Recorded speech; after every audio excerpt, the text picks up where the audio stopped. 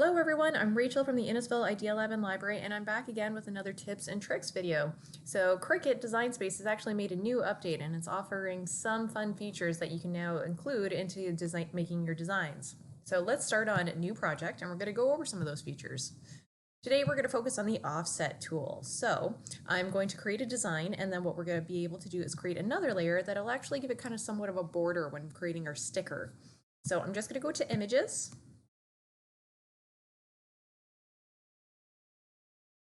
Okay, so I've now imported my image, and if I click over here, I'm just going to click on offset. Now what this does is it actually creates another line here in the background, and you can see all these tiny little fun things that are kind of in between our area. So let me just click on that again, and we're going to click on offset. Now here's where you can kind of create it. You can either expand it, make it tighter, or you can really bring it out.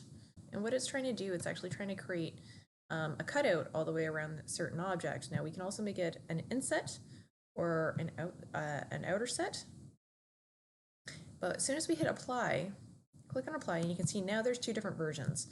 So I'm going to click on the second version below, and what we're going to do with this is we're actually going to go to our contour tool, and our contour tool will allow us to get rid of all these little spaces in between. So let's click on contour.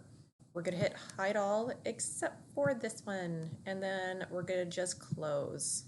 So now we just have the backing. So if I wanted to layer on my sticker and have like a nice border around it, I could do that, but I'm going to click on the back layer here and just make this white because I'm going to make it a white background. And now you can see that you've got this nice fun border. So when you go to hit make it, you'll have now two pieces. So one for your black vinyl and then one for your white background vinyl. And that's one of the fun ways that you can use the offset tool. So that's some of the fun features that Cricut's now updated in their design space. I'm Rachel from the Innisfil Idea Lab and Library, and thanks for joining me on this week's tips and tricks. Take care.